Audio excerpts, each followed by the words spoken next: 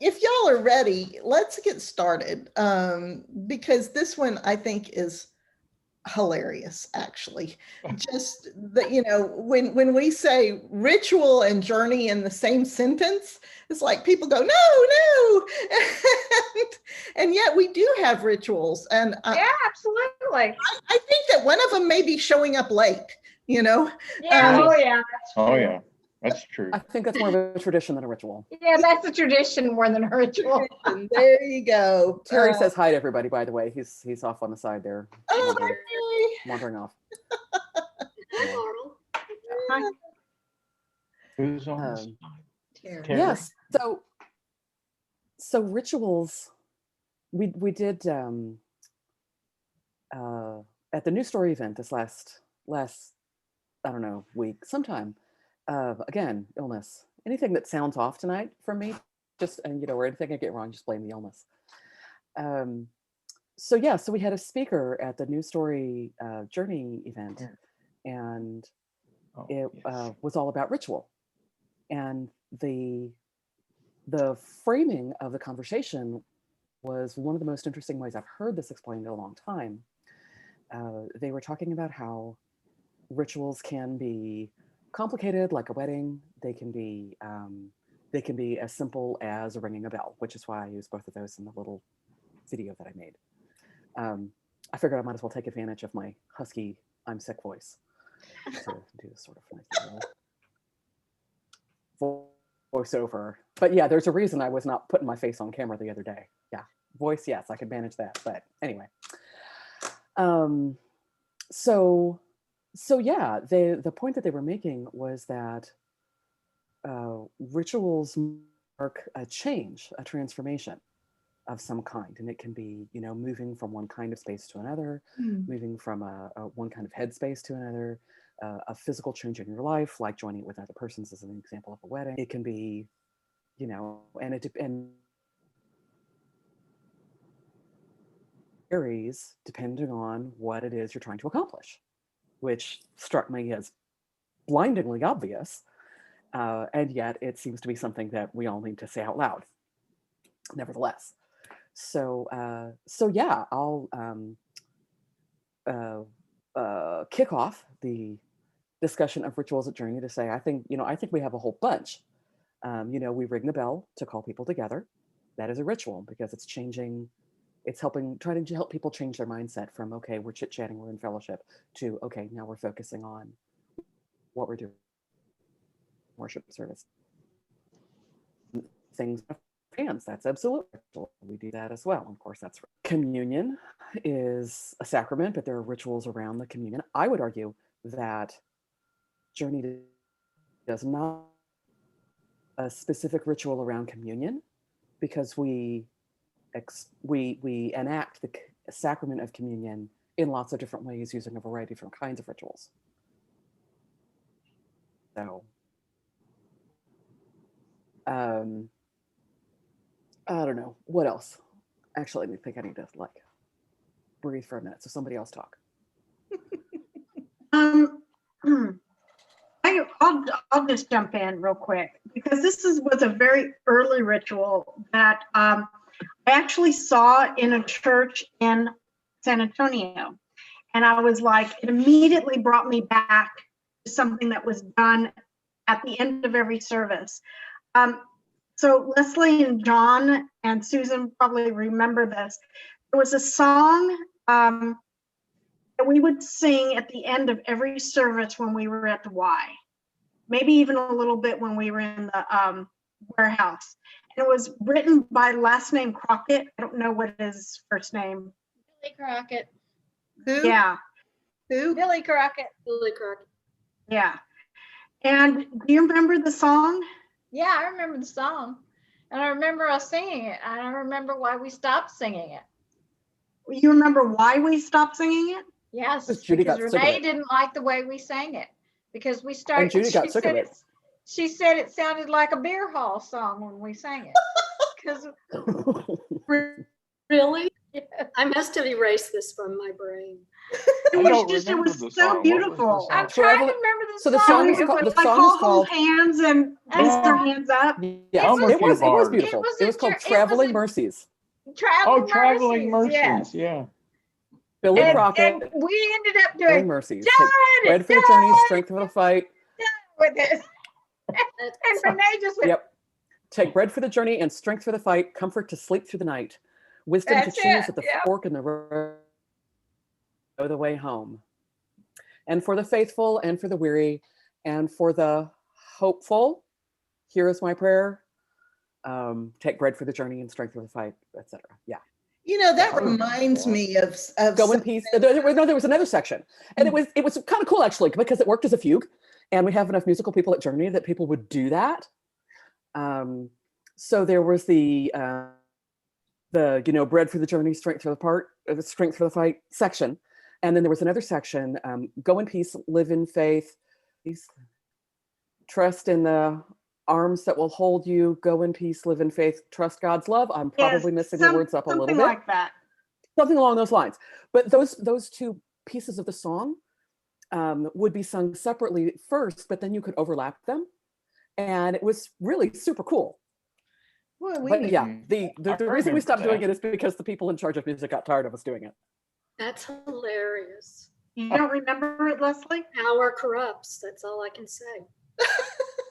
Well, it sounds kind of like we collectively got kind of tired of it and started kind of playing and messing around with it. I don't know. I wasn't there, but I remember in another group that I was in, not Journey, there was a song that was really meaningful, and it was always sung. This was at a retreat house, and it was always sung by the staff to the people who were leaving, as they departed from the retreat house. And having been a retreatant, it was really meaningful and beautiful to me. It just was such a beautiful song. And then, some years later, I come back, I serve on the staff, and I find out that as soon as everybody drives off, they have a second verse to the song that is quite not nice. And I was crushed. They were worshiping in their own form. It wasn't worshipful at all, and it felt insincere. It felt insincere, and I think that's something about rituals that kind of pushes people away from maybe more traditional forms of ritual, right? Because after a while, they get to be rote, and people don't seem to really mean it, or don't seem to think about it, or have their heart in it, or whatever, however you want to call it, That's one of the things I've always appreciated about Journey and Journey's approach to worship and ritual, both, they're not the same thing, is that the approach is really thoughtful. The approach is really deliberate and intentional in many ways. And then there's also intentionally leaving space for the unknown to happen, which is nice too. But yeah, we'll draw from lots of different traditions, and we will explain when we're drawing on those traditions what the history of those traditions is, to help people who are familiar enough with them from their own history that maybe it'll feel new and fresh to them, right? Because they do understand the history and what the intent is behind the actions of the ritual, right? So I think that is really meaningful. I think that was one of the things I like best about Journey, honestly, is that the history behind our rituals is discussed right out there in the open. We're not, so set in our ways that we do it just because we've always done it. I think that's a good thing. Yeah, one of the things I told Jacob when he was coming on was, this is not like what they teach you in seminary. In seminary, they tell you, don't move anything. Don't touch the flowers. Don't change the order of the bulletin, And I said, Jacob, these folks are going to get upset if you don't change it. I'm going to raise my hand. I think that that it's good that journeys are very intentional. There's meaning behind them, that they're not just for show. But I also think it's good that journey is open enough that when a ritual doesn't feel right anymore, that we'll move it a little bit. Just like communion, like Margaret was saying with communion, that we can change it up a little bit to make it more meaningful. And I think that's really good, especially when you're talking about the evolution of a group, right? This has been through so many evolutions. And I've been thinking about this since Vicki approached me. I was supposed to maybe be out of town. And so we switched it, and thank you, Margaret, for taking over, because I was supposed to actually run this one tonight. But we have so many rituals. We have the rocks. We have the banner. Now that may not seem like a ritual, but it really is, because it's always present, and we go over it all the time. Right. We have the prayer vigils. We have the ordinations, which is different than a lot of people. We have certain things we do at ordination, certain things with baptisms. What did I say? The prayer vigil, Ash Wednesday. There was something else. Can y'all think of another one? We have a lot of little things. It may not be that the whole is set in stone. When people are leaving and I don't know, going out to go do something, or actually leaving journey, we do the hands-on. That's another ritual where everybody comes and surrounds them. So all of those things are rituals. Right. Sometimes it's I the was things. thinking, yeah, I was thinking of the signage also, Leslie. That's not a ritual per se, but it's very meaningful. Of course, the banner. I presume we still have the banner somewhere. It's not on the wall anymore? Well, they painted. Yeah, so they took it down to paint. I presume it's in one of the closets. We So of have course it. the I mean, it's banner- there somewhere. We just Yeah. have only So been back the- in the building a week. Right. You So our explain, banner is ritual. We had an original piece of artwork at one time that I was was just thinking about that. What it was art the was journey, the journey path that was on the wall for a while. The one that was by Janie meaningful, Coleman. Yeah. yeah, the one that was meaningful to me, the signage that I always just loved, was exiting the building. There was a wooden placard over the door that said "Servants Entrance." I always liked that. I love that. Yeah. That's in the photo slideshow I've got for y'all. Do we have that? I don't know where that is. I've never seen that. That may be in the worship closet. I'm not sure. Yeah, I think that one's probably in the closet. could be it there was- in the attic space, I think. Oh, Yeah. We I definitely remember need to hang something that back up. else that is part of ritual is the lamp, and also what we serve communion on. Leslie, you remember the story of that, right? Oh, yeah. Wasn't it something that you bought from, or Rick bought from, like Walter Wink, or Are you talking about the lamp? the lamp? And then there was Serving pottery that pieces. was Pottery. that Yeah, held the elements. the lamp was a gift. Well, I got it. Yeah. I mean, we gave it as a family, but I had it made especially. And when we had the very first picnic and we decided we were going to be Journey, it was presented at that point. So we've had that since the beginning. And yes, we bought the communion cups and the platter with the cross on it. And they were broken over the years, and I had new ones made. And those were all from, Feats of Clay. Okay. Had all of those made at Feats of Clay. And you're right, we did use those for communion, the cups, which I always loved those cups. And the cross itself was something unique. The cross, Steve Finnick came and made that, and it just showed up one time. It was near the very beginning, like, we need a cross. Or was it Matt? Is it Steve Finnick or Matt that made the cross? I don't know. Either one of those would qualify. Yeah. I think it was Matt. I think it was Matt, because he helped do a lot of the decorations at the beginning, Matt Yes. Banner. And he made the cross, and we were just like, we don't need another cross. cross has been through it. We have nailed it and I wrapped was it. gonna say, we nailed things on that. I remember at one women's retreat, we nailed Barbie dolls on it. Oh, that sounds like Well, good, we did good not nail Barbie exercise. dolls. No, we put Barbie dolls up there, but we did not skewer Barbie dolls. I have Okay, to, we didn't skewer them, but we put Barbie dolls on it. we did. We tied them up there. So they were bound, but they were not skewered. There was good meaning behind that. That was the We Are I Am Woman retreat, when we were saying we do not That have was to an be excellent Barbie. retreat. So yeah, and there's pieces of, like, I was thinking, prayer vigils. So every year it was different, right? And we all have a favorite one. Like I always have one that comes up every time. I'm like, oh, that one was my favorite. But what was similar every time is that you entered someplace and you ended at the cross. No matter what the process was, and it was a intentional process to get you to think about certain ideas or to get you prepared for Easter and for what was coming. But you always entered one place and ended at the cross, no matter what the theme was. Right. Hey, I was wondering if you guys would like to see the photos early in our discussion this time. And that way it might help kickstart, remind you guys of some of the other things we've done.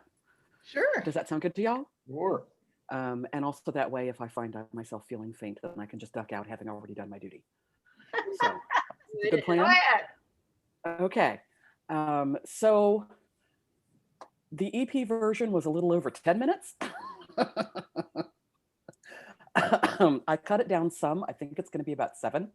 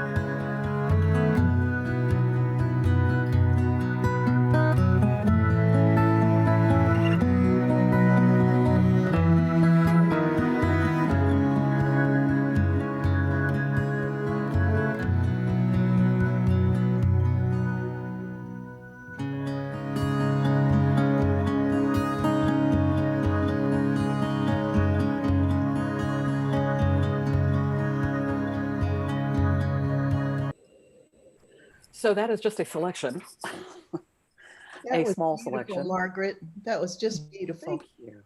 Thank you. There we Lots of memories. well, so it was kind of hard actually cutting it down. I mean, you saw Yeah. I did. At the same time, it was really long, and I feel like I cut a bunch of stuff out, and there was a whole bunch of stuff that I know I have somewhere, but I didn't find it to put in this slideshow. And but I did a little practicing of embracing imperfection and just kind of let it go a little bit. At Terry's suggestion, I have what we're calling the EP version, where, which has like all of them, and then I pared it down some for tonight. But yeah, it's I mean, it's just some. It doesn't even scratch the surface. I mean, there are a whole bunch of things I can think of that we did that were so interesting and so meaningful that I have not yet, uncovered in my very, semi-destroyed photo library. I have a question for y'all, and that is, I have never attended either a wedding or a funeral at Journey. And I was wondering if there are particular rituals that we have as a community in either of those transition spaces. I think in both of those, we've always deferred to the person that it was their wedding. So they got to choose what they wanted, and if it's their funeral. So I don't know that Journey said, if you have a wedding or a funeral here, this element needs to be a part of it. Did anything happen after I left that's different than that? No.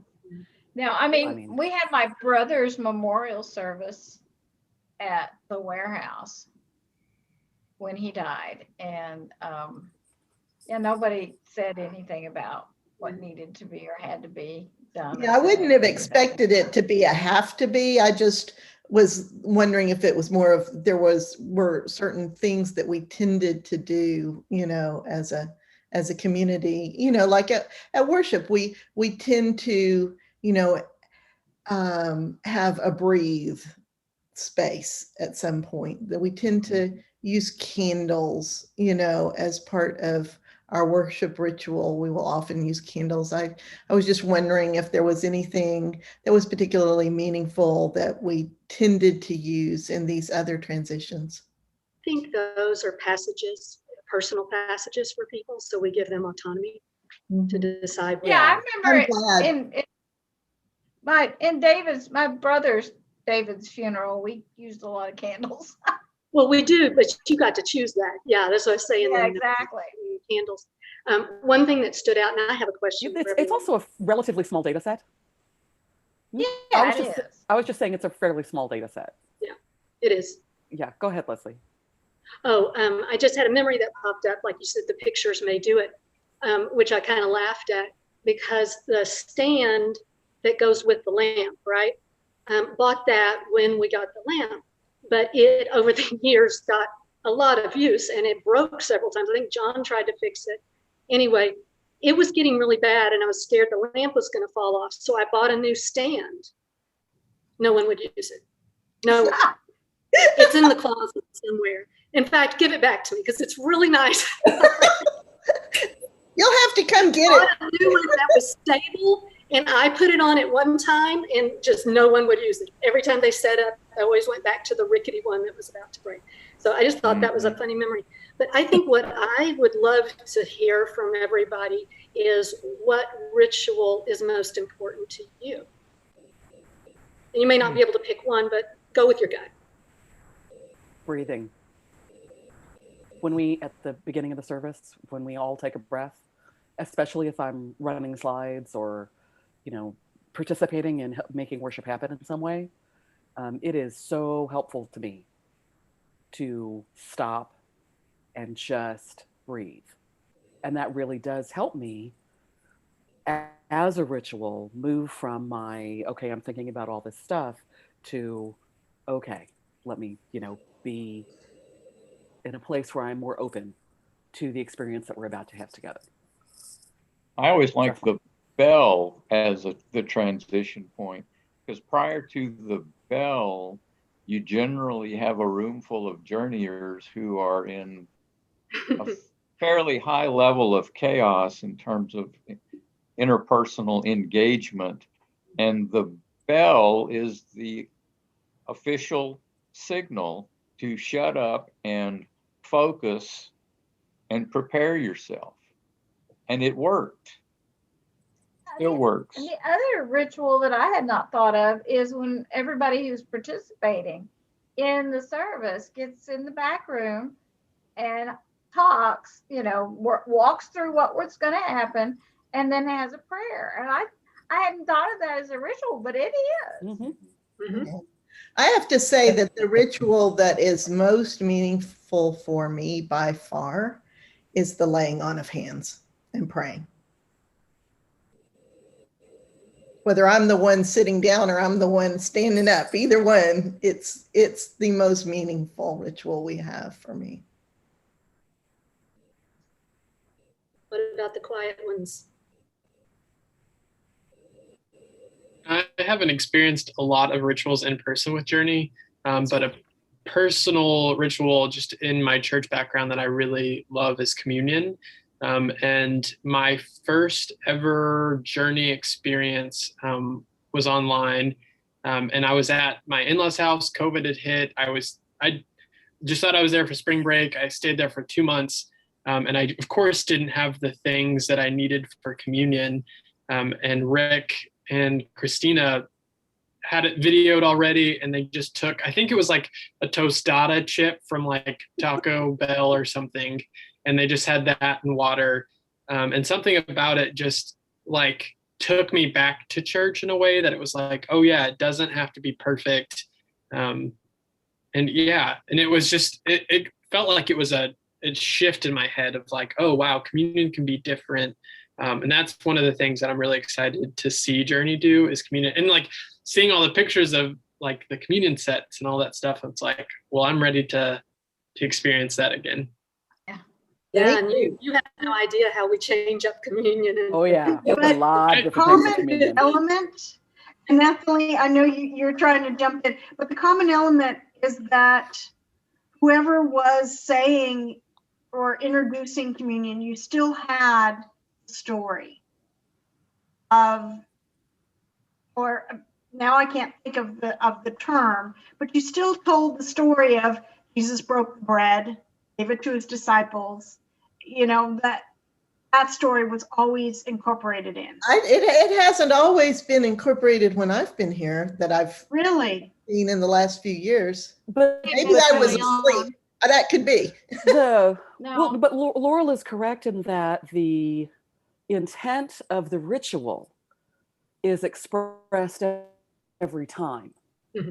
Yes. It doesn't necessarily use the language from the Bible, but the intent of the ritual that God is sharing God's goodness with us is expressed every time, typically in a way that relates directly to the theme of worship that day. Yes.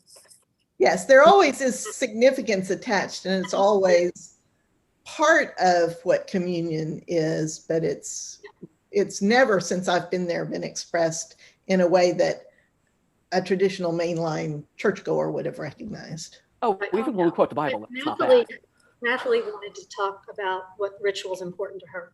That Natalie. actually was the thing. There's a lot of the rituals that Journey has that I've loved, but that is the one that came to mind when you said each of us think of something, was communion. And for me, it was how often communion was done from one church member to another. It was for whoever was there, and for them to break the bread and to take it and serve it to someone else. And several times I asked to be on, and was for a period of time, on the communion committee. And those were people who were willing, you know, to regularly, when we were going to have communion, to be one that stood up with and made sure that the things were there together. And but I just think communion is hugely meaningful anyway, but it it was one of my favorite things about Journey.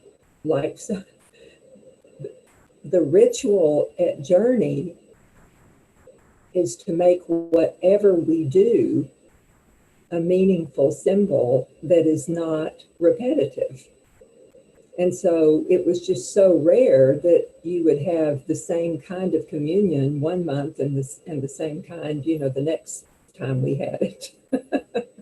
It was different almost every time.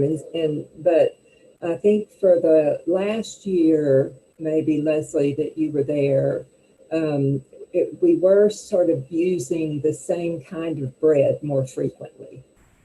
But I remember when I first came, when I was over at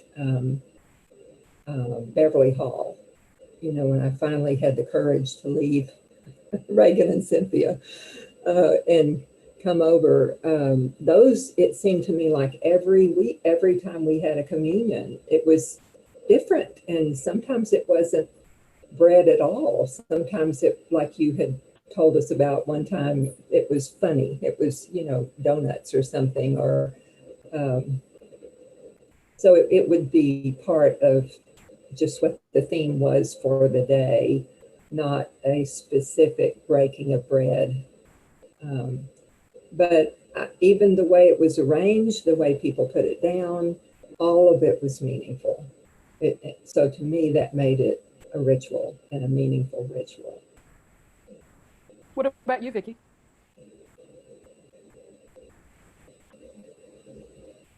I don't know that I have a favorite. The thing that was most striking that comes to mind was the service on Good Friday that we did a couple of years with the sanctuary, when we started at sort of sundown with candles, and then it just got darker as the candles were going out and the sun was setting, and when it was completely dark and the candle totally got slammed on the floor and smashed, very startling.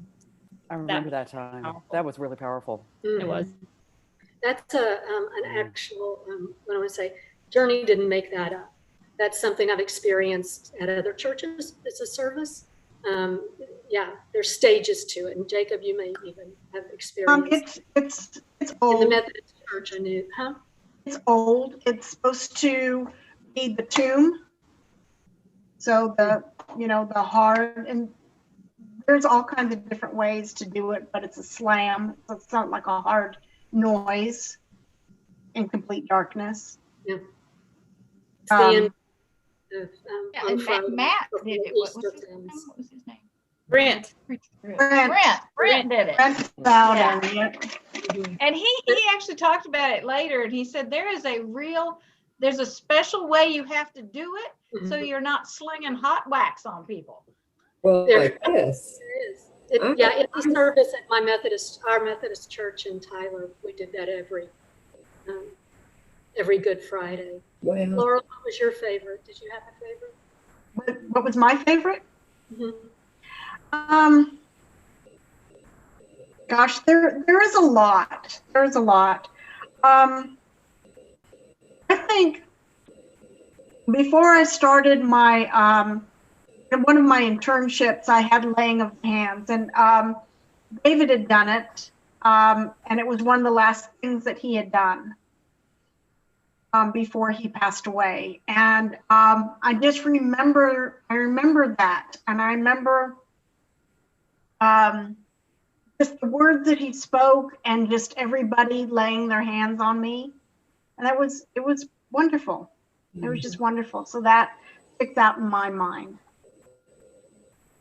I think for me, it's hard to pick. I have prayer vigils that were powerful for me, like had a big stamp, but that's not the one ritual. Those are just experiences within the ritual. But I think the ritual that means the most to me and feels so Journey is the rocks.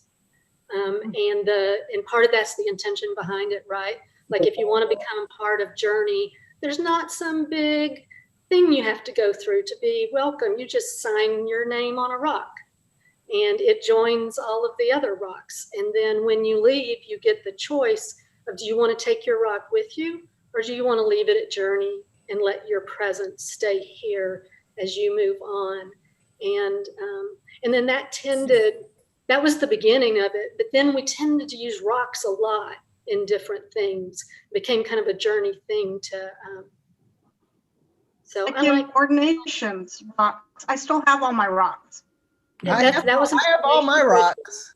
Yeah. That was an ordination ritual that we gave everybody rocks that we prayed over and put them in a bowl.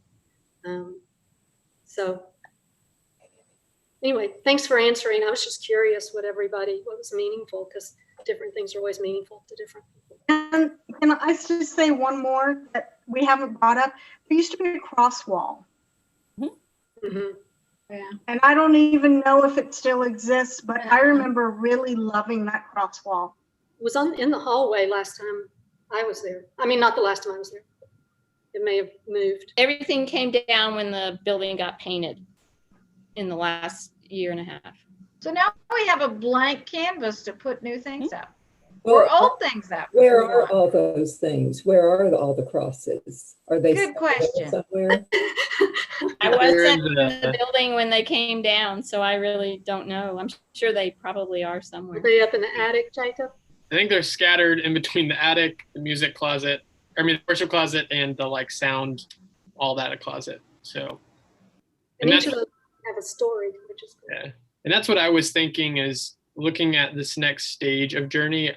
There's so many of these rituals. I was looking at the pictures and I was like, I'm going to need an explanation on so many of these because none of them are easily recognizable. Wonderful. Yeah, and so I'm excited to see what rituals will become of at Journey, just because we do have a new batch of people who, at least me in particular, don't know those old things, and it'll be cool to see what we make.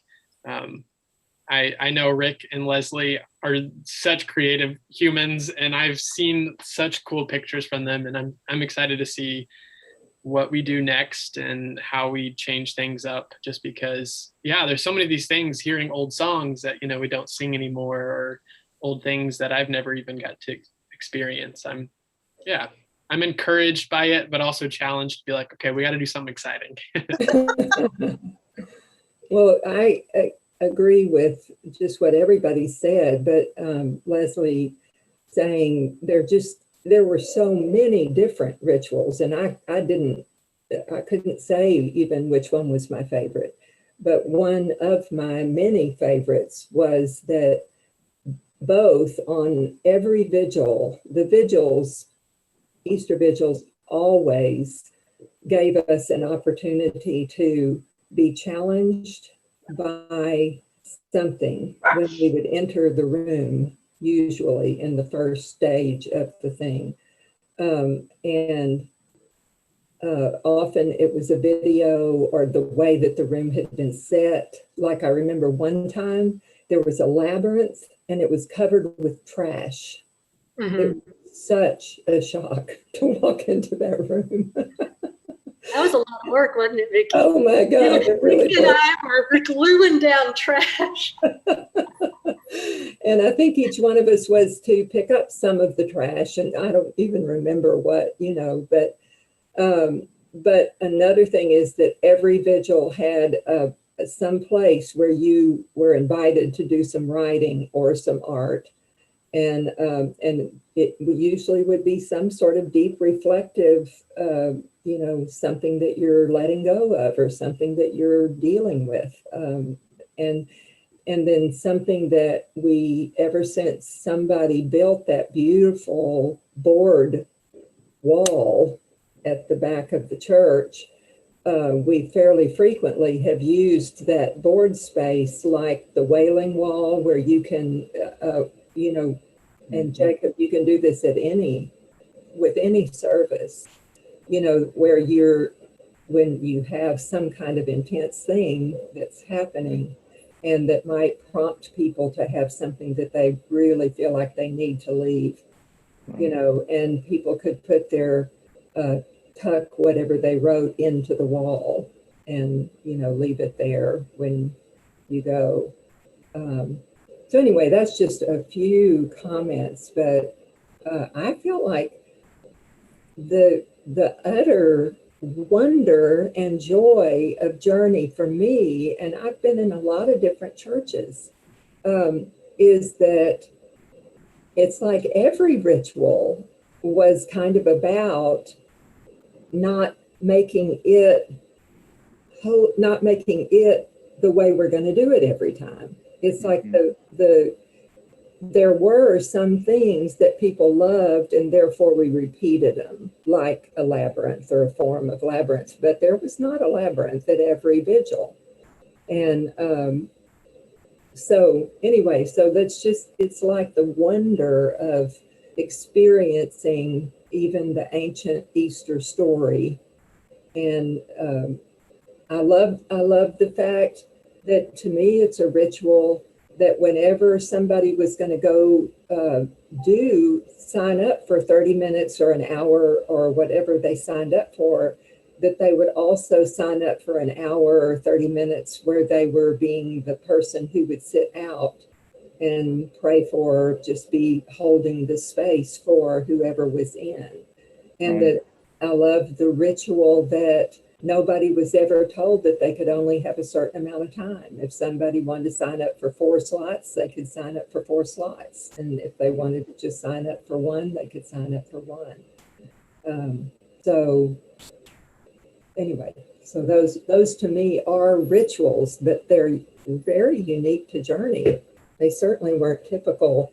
They kept the meaning alive of what they were about, because you couldn't just go through the motions, you know. Yeah, I thought of a couple that haven't been mentioned yet that are very meaningful to me. One of them is pure Journey, and that is the Vintage 21 video that we show at every Easter service. Be before thine, except after thou. It's just hilarious. Wonderful tradition. It's a wonderful tradition. The other one along that same vein is the foot washing video that we show at least 2 or 3 times a year. It's amazing how many sermon subjects that video fits, and the music behind it is just absolutely phenomenal. But I love that video. I mean, I can't see that video. Yeah, that's the guy. I think it was filmed in San Antonio, actually. No, it was in Houston. Houston. Those were Houston streets. Oh, okay. Anyway, the guy is just sitting on the corner with a sign that says foot washing, free foot washing. And that's it. He washes some feet. And he washes feet. We've done that at men's retreat too. That's an interesting experience for a bunch of men, I tell you, is washing each other's feet. I like when we do that in worship service as well. We've done it. Yeah, I think we did do that in worship. I had several photos, and even in this small representation, yeah. I had a couple of different times. Can I just say I hate that ritual? You're allowed to hate it. It's okay. Really don't like that ritual. Well, I like that video though. I love the video. Vintage 21 video, the one where the real prissy Jesus is talking to. Oh, I hate that. That's the only thing I would not go to service if I was going to remember ahead of time that was happening. I want to gnash my teeth. Man's torment, right? Or one woman's ritual is another woman's torment. Yeah. Jacob, I'm just going to say, at some point, ask somebody to tell you, because my 2 favorite, if the ones I can think of right now, the 2 favorite prayer vigils are the Secret Garden and the teepees. And we don't have to do it now. Ask somebody that was there. Oh, the Secret Garden. I remember that. They were, and we don't have to take us time worth hearing about because they were magical. Were they done at the church or on the women's retreats? No, the warehouse. Prayer vigils in the warehouse. Well, I'd love to hear them, because rather than having to go find somebody, I'd rather just go ahead and hear about them. Yeah, tell us. Well, the teepees, I can't even remember what we did in it. I just remember when you entered the warehouse, they had built massive, huge teepees. They were, I don't know, like 20 feet tall. They were huge. And as you took the path, you would go into the different teepee, and there would be some activity or a space where you would think about a specific thing. It was amazing. One of them on the inside was painted with clouds, I want to say, Corbin's. Margaret, were you there, Vicki? I think so. It was, I think I saw a photo of one of the teepees as I was. The secret garden, they actually, we also had one where we like made paths of water in the warehouse because we could do that there, and it was very water oriented. But the secret garden we could do that. had a lot of greenery, and there you went through this path, but then at the very end there was a garden gate. And when you opened it, they had brought in plants and grass and had actually created a secret garden in the warehouse, and I just like cried. I think it was supposed to mimic the garden in Gethsemane. But it was a path, and it had like different. Well, I don't think it was dirt. It wasn't the Garden of Gethsemane. It was just a garden. Yeah, there was a pond and there was grass and plants. Yeah. In the path, I think you had to take your shoes off because you started in sand and moved to grass. Yeah. You weren't careful, they got you. Yeah. Laurel, if you're like me, when you're doing a vigil, it's all meaningful. And for you, it may have been the Garden of Gethsemane. I think I remember some of the people who put it together, and that's what they were trying to do. But because I don't remember it being called the secret garden, but I did definitely remember it. I definitely remember it. I remember John and I helped put that one together, and that was a feat. Let me tell you, it was. It was a feat for our feet. Yes, it was a feast for our feet too. It was. Wow. It was amazing. It was. We also did the one with the arch, the liminal space, the portal. I love the liminal space arch. Yeah, we did a lot with that arch. We created a lot of mileage out of that arch. And we used that arch over. Yeah, and this isn't a ritual or even a tradition, but I remember there were like 6 to 8 weeks that we did just women's stories in the Bible. Mm-hmm. Yeah. And women ran the service, and we used the arch in that one too. And that was So that's when it was made. That was the one that we brought women together. We were having a Bible study, and we were doing the Dance of the Dissident Daughter, and we decided the women decided they wanted to ask Journey to make a commitment to have a genderless God, that God did not have a gender. So we really came through and had a formal ask. We took them through 3 weeks. And on the first week, the big arch we made was like ancient with rocks and kind of decaying and stuff. And then the middle section was the liminal space where you had to go into the arch, and there were things that you couldn't read until you were in there. So it was about how you learn things in the liminal space you don't learn anywhere else. And then on the last day, we flipped the arch, and it was in bloom. There were just flowers and grass, and it was just in bloom. And we at the end we did a series where we told them, and we talked about women. We also told them what our reasoning was, and on the last day we asked them if Journey would consider making a commitment to no longer having a gender for God. Mm-hmm. And there were a number of folks who were really challenged by that idea. Mm-hmm, I know. Yeah. When I was in school, you got in trouble for putting gender. Did you guys remember that, Gail and Jacob? You always had to say God's self. I'm comfortable with any, pronoun. I think the best one is they. But I also, since I spend so much time in the Hebrew Bible,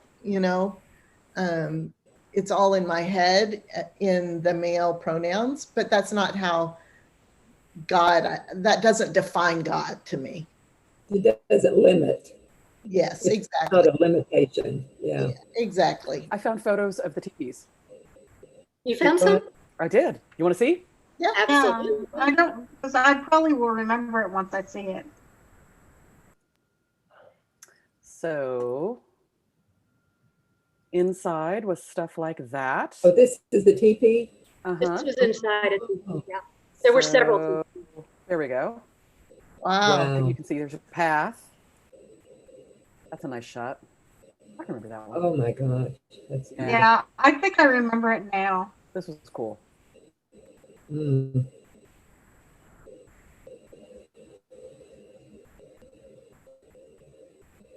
Yeah, I think Darren was a big driver on this one. Yes, he was. That's a good shot. I love Yeah, that see the Journey sand? lets people have ideas. See the sand in the path? That the ideas don't have to come from a particular committee or a particular person. That if anybody has an idea, it's like we'll all pitch in to make it happen. Oh, and then see how the path changes? The path changed from sand to dirt to grass. Uh-huh. Oh, interesting. That's a good shot. Wow. Yeah. That was a bunch of work. God, that was a lot of We work. would usually start working on Easter Vigil right after Maundy Thursday, and it would carry all night long until it would start 7 o'clock the next Friday morning. Yeah. So it would go about Communion. They took it would go about 16 This was hours. communion of at the setup. vigil. Yeah. Tore it down on Sunday morning. I was always grateful, John, that you and other people were willing to do that. Because I was so happy to come in, and the one time that I worked on the vigil, I just found myself, I really, I bucked up and I really did work hard just doing whatever somebody told me to do, because I'm not a doer, I'm not a maker. And, but it really did make the whole experience less meaningful for me when I went through it as a participant. Yeah, I just because you've already seen loved it. being able to not know anything until I walked through that door. I mean, that's how the women's retreats were for me, because Yeah. I planned, But then there were always those moments you can't plan where somebody talks about something or brings a poem and it's so meaningful. Yeah. for you. And That's sometimes what you plan comes together in a way that you never imagined. You know, and I remember my daughter brought a friend, and they came to one of our women's retreats and walked in to the Saturday night. It was the one where we had the little living room and all those stations. Well, I guess that could be any of them. But anyway,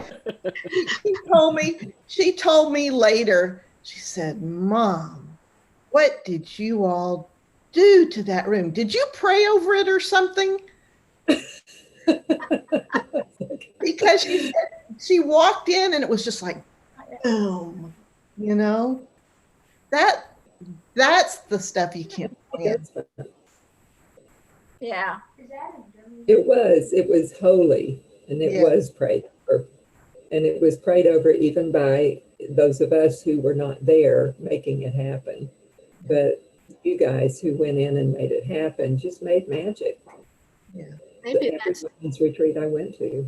Maybe that's Journey's biggest ritual, is that everything is done with intention and prayer that brings mojo. You know what I mean? Yeah. Because you're not the only one. Your daughter's not the only one that has walked into a space that has had that happen in it.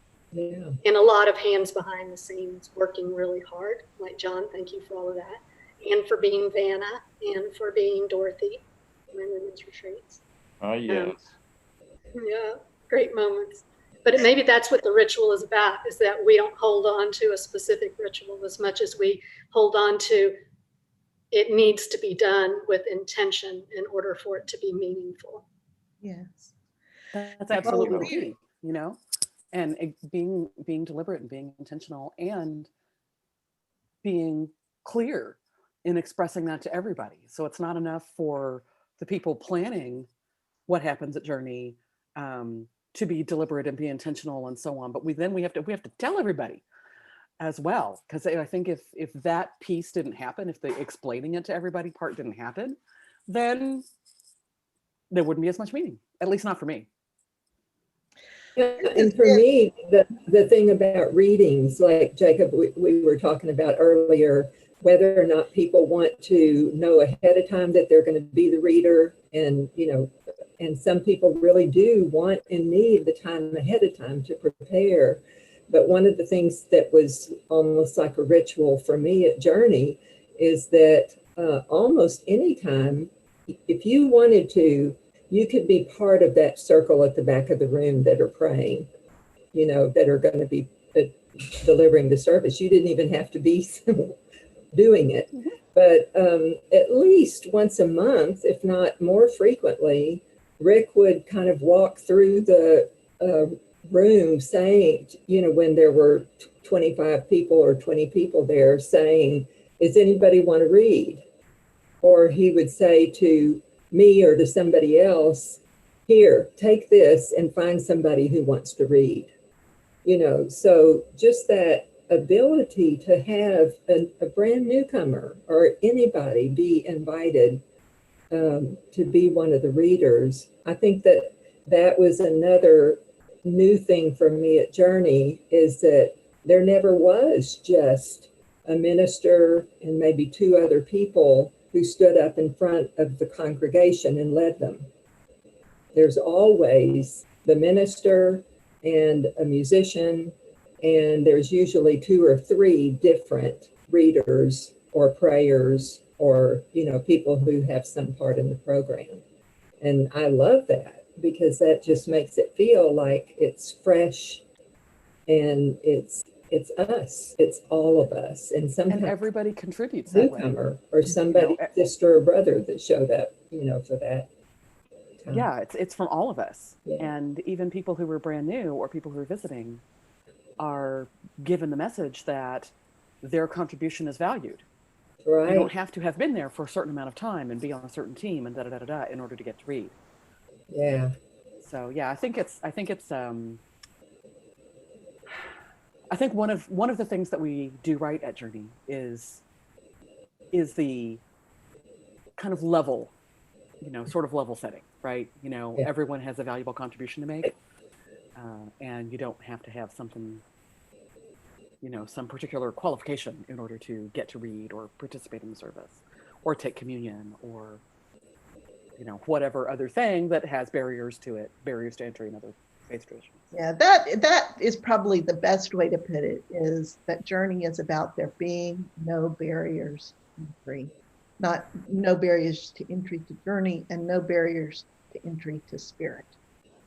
And I love that, and I love how each and every one of you tonight has contributed richly to this conversation.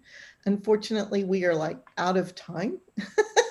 But we do have the journal. So if you think of things, or even the things that you already brought up today, go put those out on the discernment journal so that other people can read the things that have popped up today, and their thoughts be triggered by those as well, so that they can participate in what was really a beautiful campfire. May you all be blessed. So thank you. Thank you. See y'all later. I just want to say, I'll tear up. Thank you for inviting me to these. I appreciate it. We're really glad to see Coming you. back, Thank you for being Leslie. here, Leslie. Please keep coming back. We love you. We love you. Bye. See y'all In later. person.